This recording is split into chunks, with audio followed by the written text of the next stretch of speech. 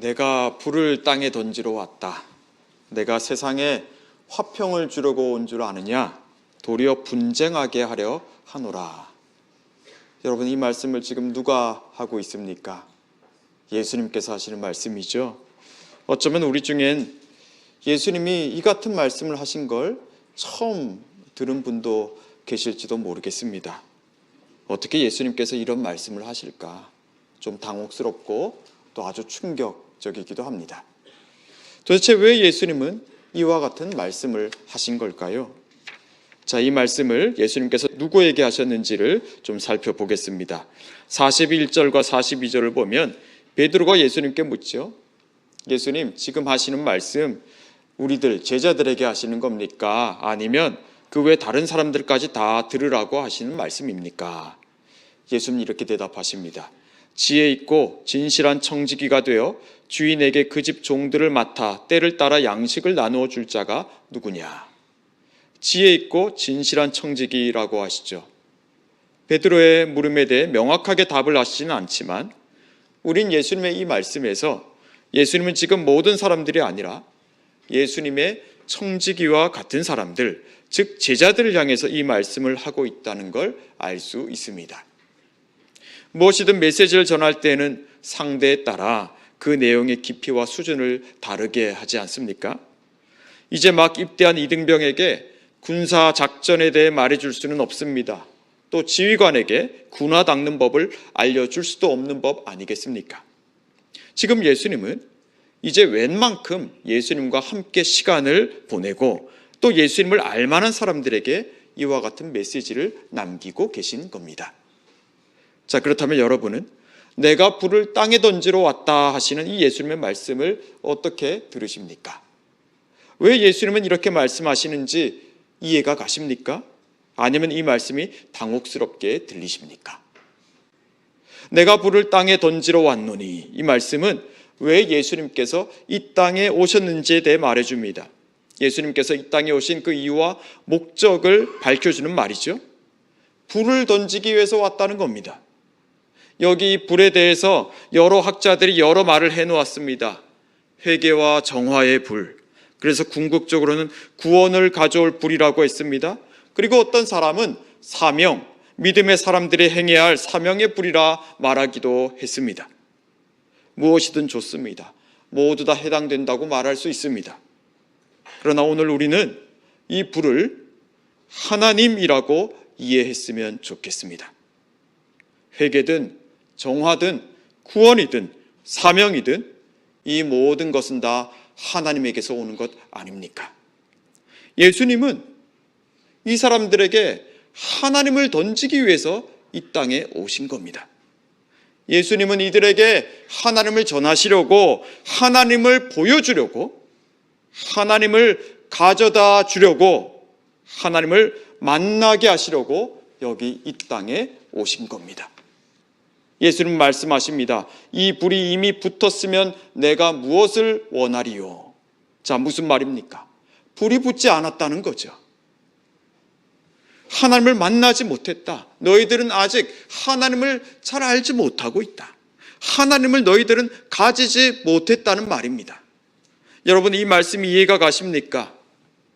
우리 하나님 다 잘 알잖아요. 벌써 20년, 30년 넘게 신앙생활하고 있지 않습니까? 그런데 내가 하나님을 알지 못한다고? 내가 하나님을 아직 만나지 않았다고? 우린 충분히 그렇게 생각하고 말할 수 있습니다. 그런데 이 말씀을 누구에게 하고 있다고 했습니까? 지혜 있고 진실한 청지기가 될 만한 사람들이라고 했습니다. 이제 막 예수를 알고 예수를 따르기 시작한 사람이 아닙니다. 아무 생각 없이 예수를 따르고 있는 사람들이 아닙니다. 예수님을 가장 가까이 모시고 있는 사람들에게 지금 예수님께서 하시는 말씀입니다. 저는 오늘 이 말씀을 묵상하면서 누가복음 24장에 나오는 두 제자들이 생각났습니다. 이 두 사람은 엠마오로 가는 중이었죠.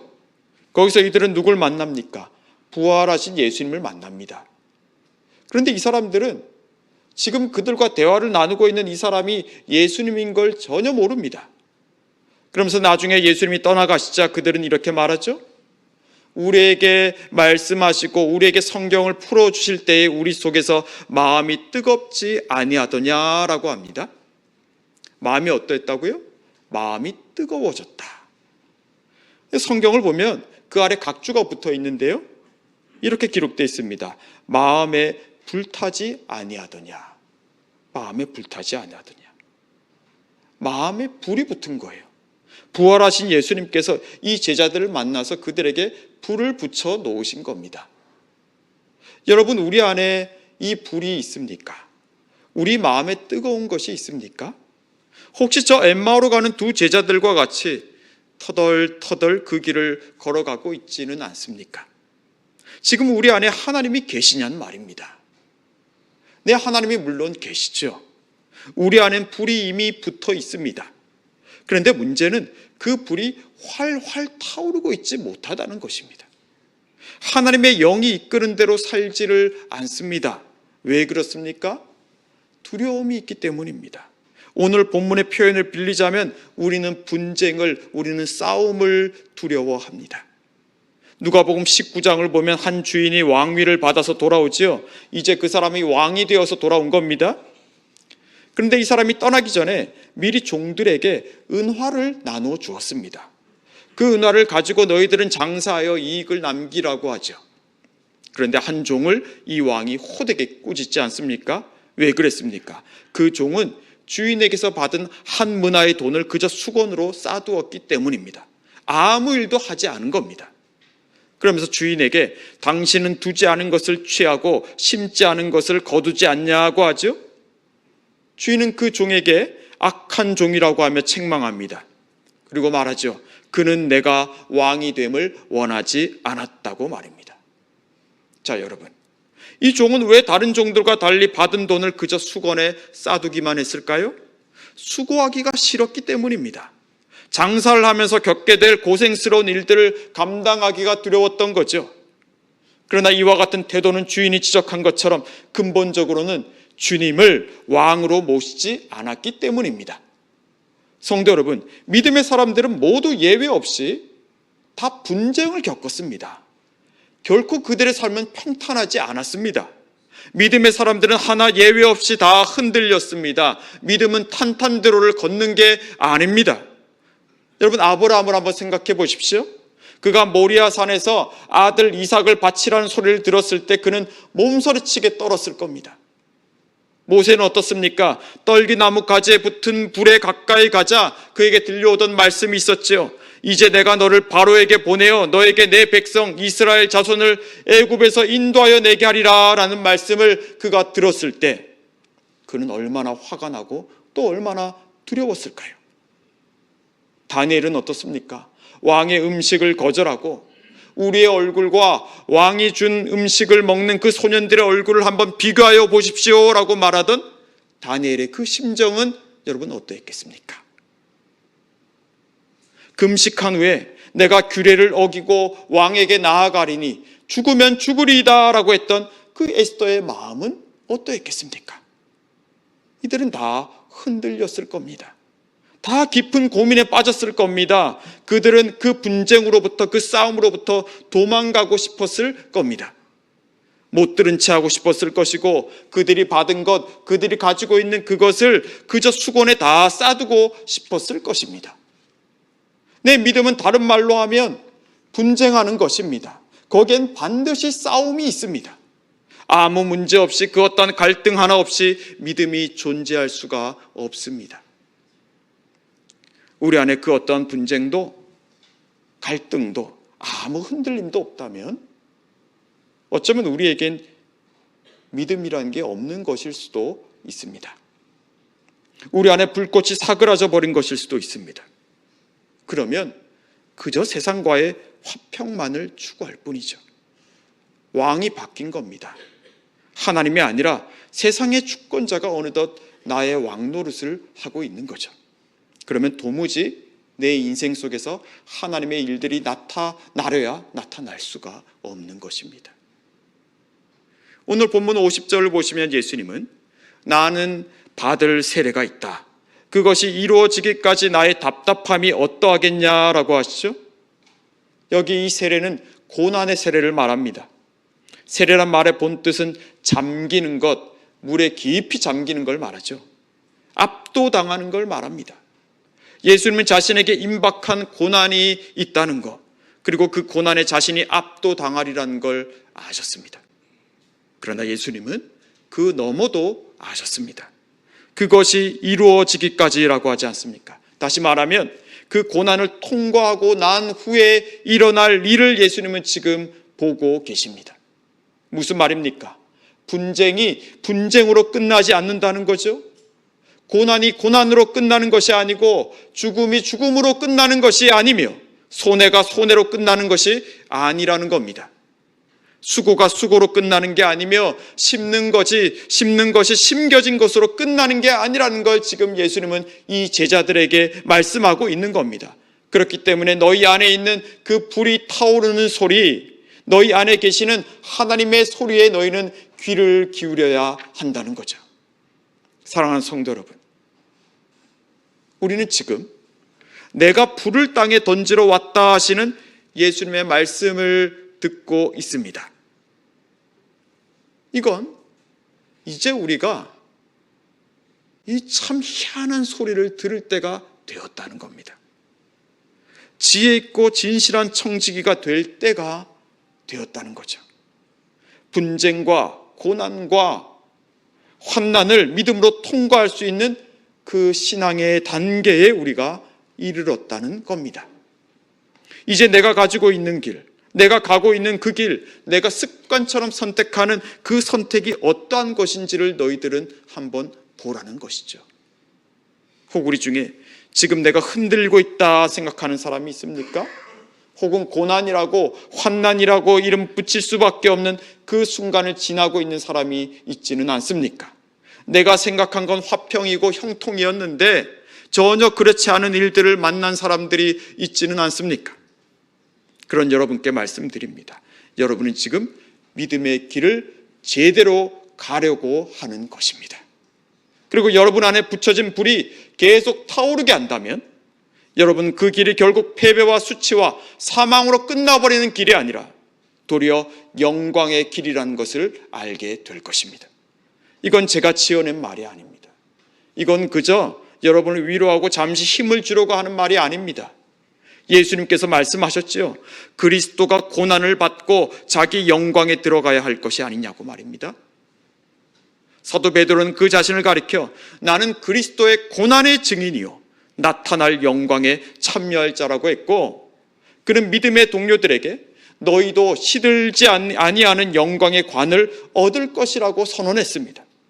그런가 하면 바울은 우리가 하나님의 나라에 들어가려면 많은 환난을 겪어야 할 것이라고 외치면서 너희는 이 믿음에 머물러 있으라고 권하였습니다.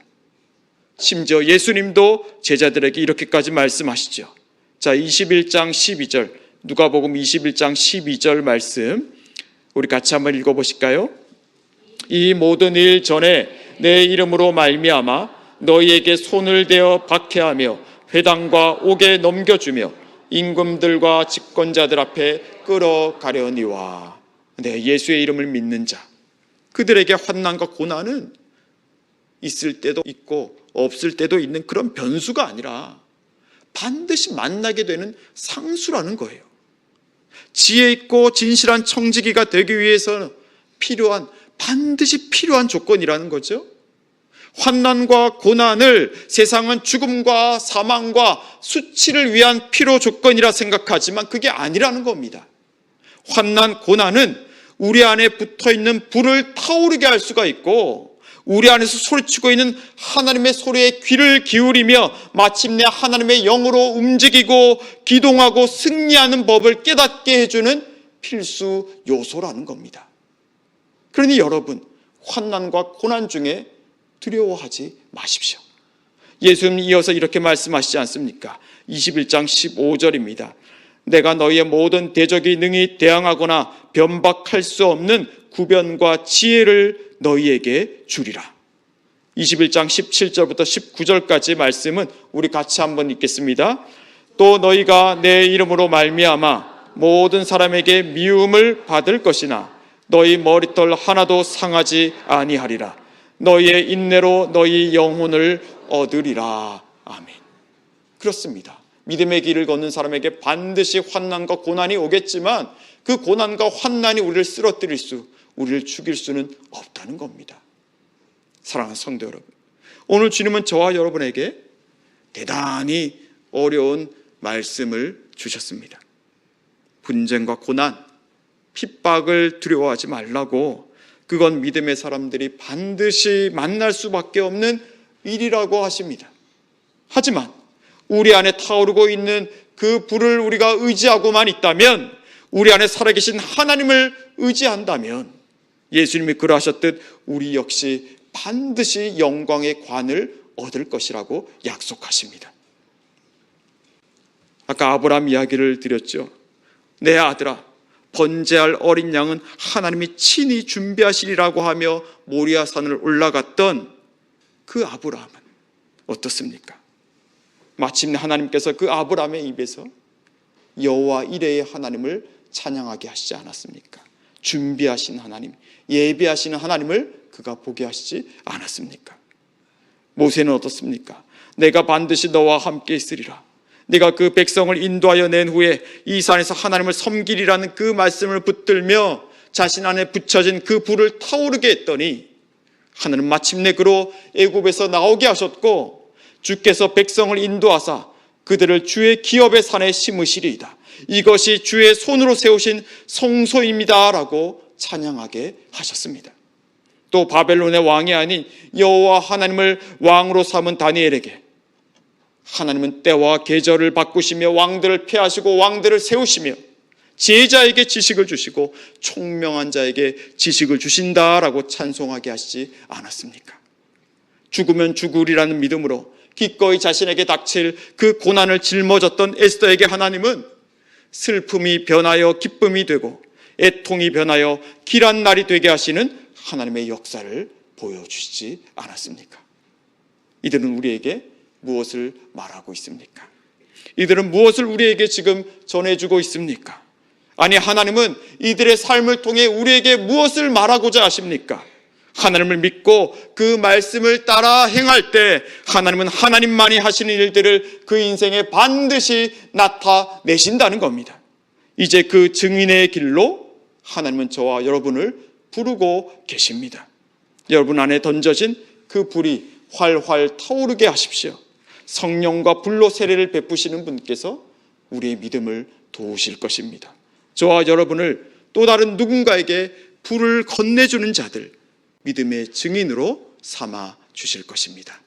기도하겠습니다.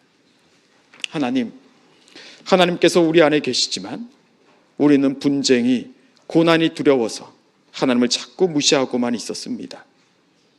주님, 그러나 그 불이 타올라야만, 하나님의 말씀을 따라 행해야만 우리는 거짓 화평을, 거짓 승리를, 거짓 기쁨의 실체를 폭로하고 하나님이 주시는 진정한 화평과 승리와 기쁨을 누리고 전할 수 있음을 고백합니다. 우리의 믿음을 도와주셔서 세상의 생명에 불을 붙이는 자로 살아가게 해주십시오. 예수님 이름으로 기도합니다. 아멘.